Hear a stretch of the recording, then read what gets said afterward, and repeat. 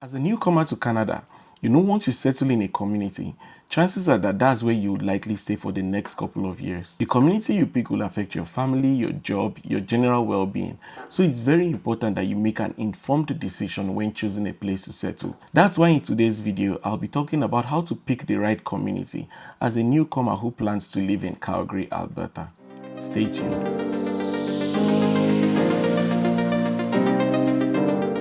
Hello everyone, welcome back to my channel. My name is Toby. I'm a Nigerian Canadian based in the city of Calgary, Alberta. I make videos like this talking about life here in Canada and what I've experienced so far in my years of living here. If you're a newcomer to Canada or you plan to come here in the near future, this channel will be of great value to you as you get to see Canada from my own point of view. I ask that you subscribe and turn on the notifications so you don't miss any of the content I drop here. I welcome those of you who are stumbling upon my channel for the very first time. I hope you like it here. Please consider subscribing and joining this family. Today, I'll be talking about picking the right community when you land. And this will be focused solely on those of you planning to land in Calgary, which is where I live. If you plan to land elsewhere, like say Edmonton or in maybe another province outside Alberta, you can still apply this same strategy and tips that I'll be sharing in this video.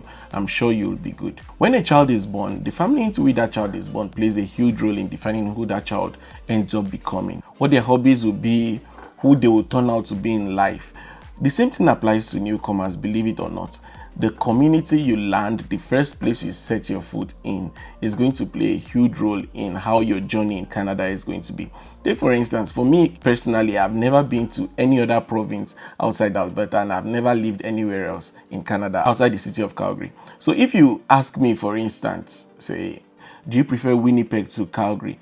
I'm going to give you a biased information because I have only lived in Calgary. I've never lived in Winnipeg. I can only tell you based on what people say about Winnipeg.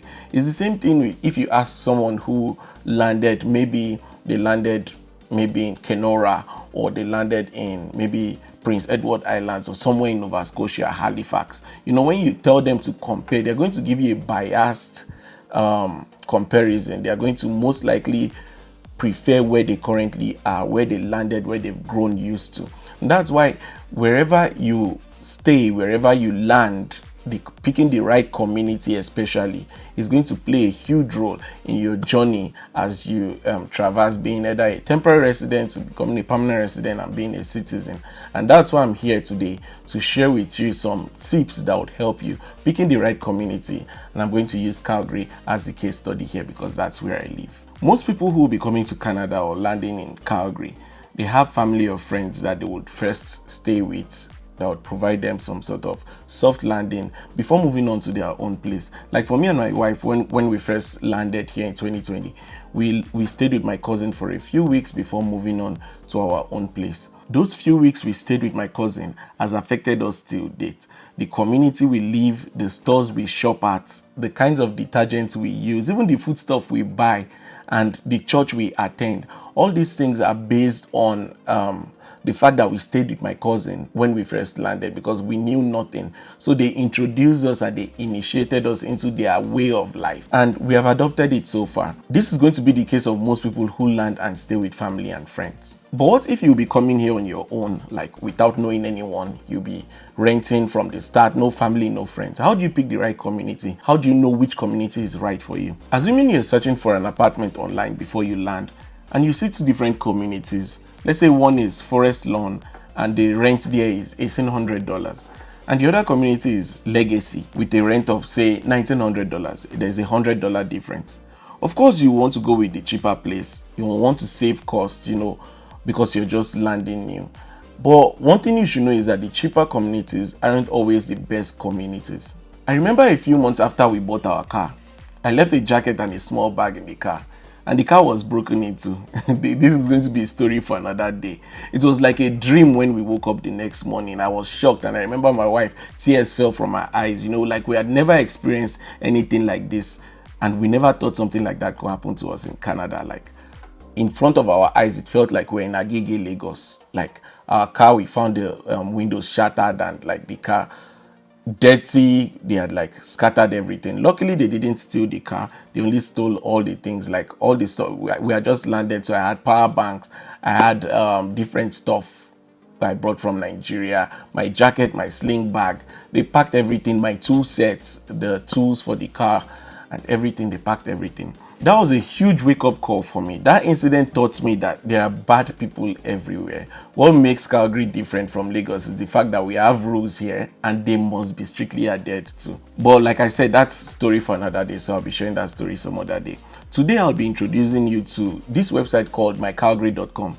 If you have your device or you have your computer, you want to use your phone, you can just follow along with me as I have my computer here too, and I'll be taking you guys through mycalgary.com. So let's say this is your browser. You just want to type mycalgary.com and then press enter. mycalgary.com. Okay, so this is the website here. It's going to open this way. So this website just provides you with information about the city of Calgary. So what you want to click on here is communities. Here, depending on what part of Calgary, so this, I'm just assuming this is for someone who doesn't know anything about Calgary, but you are coming to Calgary. So here, it's going to list all the communities in Calgary, as you can see here. So you can also sort them by quadrant. So if you want to know, Calgary is split into 4. There is a southeast, southwest, northeast, and northwest. Then there's also the nearby communities. You have Airdrie, you have Okotoks, you have Lethbridge, you have Chesimard, and all that. So if you want to split them into quadrants, like for me, for instance, I live in the southeast part of Calgary. So once I click on southeast, these are the southeast parts of Calgary here. Okay. So this is Mackenzie Town here. I don't know why it's cutting out. It's not loading properly. Mackenzie Town here. So for instance, and it's been arranged alphabetically here. My community is Mahogany, for instance. So that's where I live currently. And when I just came to Canada 3 years ago now, almost 4 years, I used to live in a place in the southwest here. And it was called Glamorgan here, G. So this is just a list of all this is northwest here and this is northeast, and these are the nearby communities in Calgary. Yeah, so this is just going to give you a list of communities here in Calgary. So why am I showing you this site here? This site is going to make you understand what I use this site for, or what I find it very useful for, is the fact that you can actually find crime statistics. You can know the crime statistics of each community. You can find out based on statistics the safest communities to live in. And that is very, very important. People take it for granted. But for instance, in the southeast here, there are some places I cannot live. I know for sure I cannot live. For instance, I can't live in Dover. Dover is very rough. I can't live in all these forest sites, forest lawn. I can't live there because they've been known statistically to be very, very high in terms of crime. So there are some parts of Calgary that are like the ghetto, and there are some parts that are like just totally unlivable. Like you don't want to raise kids there. It's okay if you're single, you're male, and then like you can take care of yourself. You're not scared. You don't walk like late night. Yeah, like you can live anywhere you find cheap accommodation. But here it's very, very important. So another thing I'm going to show you now is say if I click on my community, for instance, Mahogany. I think the internet is just a bit slow tonight. So now you can see Mahogany news. You can see the real estate statistics, and you can see the crime statistics, which is very important. So I'll click on this here, crime statistics update, and you can see it was updated just last month. So it's fairly recent. And then under this part here, you can see Mahogany Calgary crime activity summary as of July 2023. So this is up to July of this year that it has been updated. I'm sure if I check next month, they would have updated August and September and so on and so forth. But as you can see, the different types of crime: assault, commercial robbery, street robbery. What I usually look out for is theft of vehicle and theft from vehicle.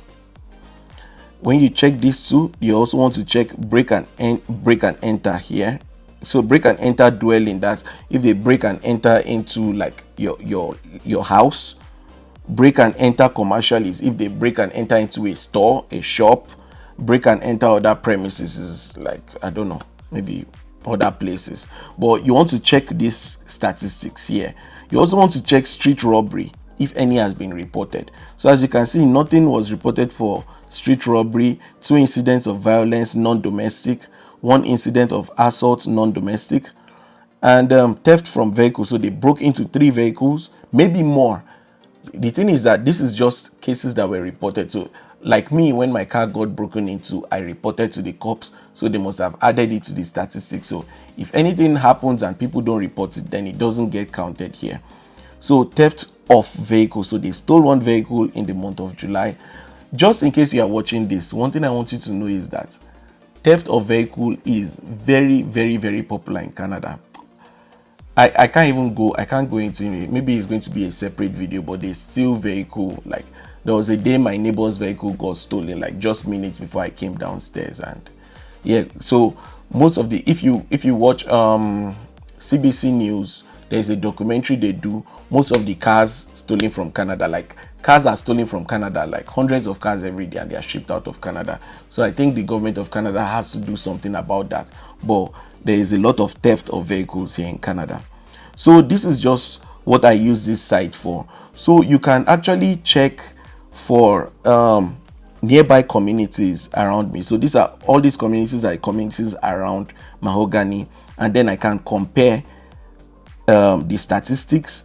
So this is as of July, June, from maybe last year, August, September, October, November, up to July this year. Then you can compare with other communities that are close to you. So if you scroll down to you see Calgary's safest communities. This is based on data. This is not by voting. This is based on data. So this is Citadel. You have Evergreen. You have Hamptons. My friend lives in Hamptons. I know rich people live there. You have Chaparral. Chaparral is not too far away from here. You have Discovery Ridge. You have Evanston. Evanston is very great. Evanston is in the northwest. You have Edgemont in the south, and you have New Brighton. New Brighton is just a few minutes away.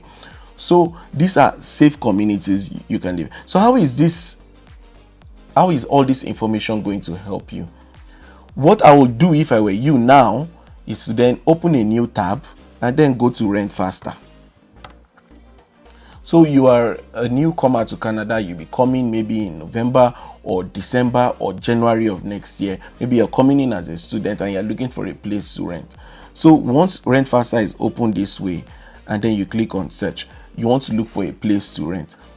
And you don't know anybody and you're tired of calling your friend, I beg, help me find place. I beg, which community they okay? I beg they. You can just come to filters here, first things first, and then search for the kind of apartments you are looking for. If it's an apartment you're looking for, let's say a 1-bedroom. You know, one thing that was very important to me and my wife when we came was that we wanted our laundry in suit. So we didn't want a situation whereby we'll be sharing laundry with other people, which is very common here. Like the whole of the second floor, they will have a common room where all of them go to wash. You put your coin. I think you put coin, maybe $2 one day. I don't know how they do it. Then you put the coin and then you wash your clothes. When it's dry, you bring it back to your apartment. But I wanted laundry in suit. This is it here. I didn't want this one, laundry coin or card. So if this is important to you, it's another reason why it was important for us, because I knew that many people here, they wash all sorts of clothes in the washing machine. And like if you have a child, you don't want to wash your baby's clothes in the same machine where they wash the dog's clothes or the cat's clothes and stuff. So that was very important for us. So I always checked this one when I was searching. Just that the ones with the in-suit laundry, they might be a little bit more pricey, and they're always, you see, as I checked it, you see, just watch as I check this in-suit laundry, you see that the number of apartments available, they reduce. So I just click on search now. So now it brings out these different apartments based on my filter. I have 3 filters applied. Now, Going back to this page I showed you now, the safest communities, or if you click on communities, let's say you want to live in the southeast and you click on southeast, for instance. So now look at all these communities here. For instance, you want to live in, let's say, Sitting, for instance. Sitting is a good community and you know it's in the southeast. So like you just divide this map into 4, and then you know the southeast part is going to be somewhere around all these parts here is southeast Calgary. You can see it's written here. So all these parts here are southeast Calgary. So you can see Mackenzie Town, Copperfield, Hotchkiss, Mahogany, Auburn Bay, and this is Sitting here. So you can see around this place here, these 2 you see here means there are 2 apartments available. So if I click on it, you see there is a 1-bedroom condo unit. It's going for $16.50, and there is a 1-bedroom apartment here. It's going for $16.95. So and so on and so forth. So this has been filtered based on 1 bedroom. I said I wanted 1 bedroom. If I increase it to 2 bedrooms, it's going to change. So you can see it has brought out more. There is now a 2-bedroom here, which goes for $2,500. There is one here which goes for $22.50. And if I click on this here, you just go through and see the photos. Very clean, very nice. It looks really great. So guys, this is one very, very important way for people who are coming in new. This is one important resource for you to pick the right community. You want to research about the community. Don't just go by the fact that, oh, this apartment is cheaper than this one, let me go with this. Another thing you want to consider is the amenities. You want to consider the schools that are close to your community. You want to consider the transportation. You want to consider how close this community is to public spaces, to downtown, so that you're not just in a world of your own. You know, some people plan to buy their car the moment they land in Canada. That's fair. But some other people are going to have to maybe like work and save up before they're able to buy their car. So that period, you're going to want to work and save up. You want to make sure that transit is very easy for you. So you're living in a community where bus passes. You're not living in like a very new community where you have to walk like 16 minutes in the morning. What are you going to do in the winter months? Like, it's going to be freezing outside. So these are important things for you to note. The communities that are closer to downtown for sure are going to be more pricey. And let me just show you that in Rentfaster here. So if I go with if I go back here and I go to, so downtown is the middle of Calgary, and this is it here. So if I click on this part here, you can see all these communities, all these apartments here around downtown, and you can see their prices. Like they are quite pricey compared to what you find. This one is a 1-bedroom and 1 bathroom, and it's already $2,000. So these ones that are like cheaper, like $2,000 for 2-bedroom, 1 bath, they are going to be like really old. Like if you watch my previous video, you would have seen something like that. So it's going to be those kind of really old building. But if you want something like fairly new, okay, let's take a look at this one. So this is quite new. This is downtown in the core, and you can see how fresh everything is looking. Just take a look. Like I would want to live here. It's looking so good. It's a 1-bedroom. Look at the views. You can see how nice it is outside and stuff. But look at how much it is going for. It is going for $2,900 here, and it's available from October 1st. So you would find stuff like this because it is new, it's been renovated, it looks clean and fresh. It's going to be really expensive. This is another one. This is fresh. This is, yeah, you can see how good it looks. You can see how nice everything looks. Freshly renovated, brand new appliances, everything is good, and it's going for $3,100. So this is the same community. This is Beltline. This is the same community of the house I advertised in my previous video, the apartment showing I did in my previous video. So it's the same community, but this one is so expensive because this is like very new. So you can see the difference there. So if you're going to be staying around the downtown, because it is the core. So if I just let me just, so if you see here, so this is the middle of Calgary here. This is the northwest, this is the northeast, this is the southeast, and this is the southwest. So at this core here, the houses are going to be generally more expensive. So this is just something for you to pay attention to when looking for a place, when trying to pick the right community. Note though that there are pros and there are cons. If you stay around the core, the houses or the apartments are going to be more expensive, but you have access to so many things. You have access to grocery stores, to schools, to parks. You'll be able to commute easily. There's a place called the free transit zone in downtown where you don't even have to pay for transit if you take the train along that line. So these are the advantages. However, if you'll be staying quite far from downtown, if you'll be staying maybe in the northeast or in the northwest, it's going to be different. It's going to be farther from downtown, and you're going to maybe not have as good transportation and good access to transportation as you would have if you're staying in the core. But in most cases, if you stay in a community where transit is good, you should be fine.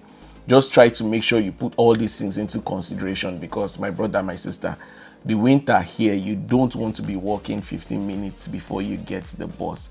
Also, just like I explained at the beginning of this video, you don't know, you might just stay in that place for maybe 2 years, 3 years, and it's going to define your journey here in Canada. You don't want to be living every day in regret and saying, if I had known, if I had known. The last tip I'm going to give is, I know most people when they're coming in, because they are usually trying to save money, they want to start out with, even if they're a family of 3, they want to start out with getting maybe like a 1-bedroom apartment and stuff just to save money. My advice is going to be, well, the difference between 1-bedroom and 2-bedroom sometimes is not always so great. So if you know, but for me, I'll just say go with maybe a 2-bedroom to start with if your family is that big, because at the end of the day, maybe you have a guest, or you don't, you, your wife and your child or your children, you guys don't want to be like all sleeping in the same room, or maybe someone sleeping in the living room. So just start out with getting 2-bedroom in case mommy or daddy wants to come from Nigeria or Africa or anywhere, or from the US to come and visit you guys. There is an extra room where they can stay. So it's not going to be maybe when your wife gets pregnant again and then you guys need more space. That's when you now start looking to move.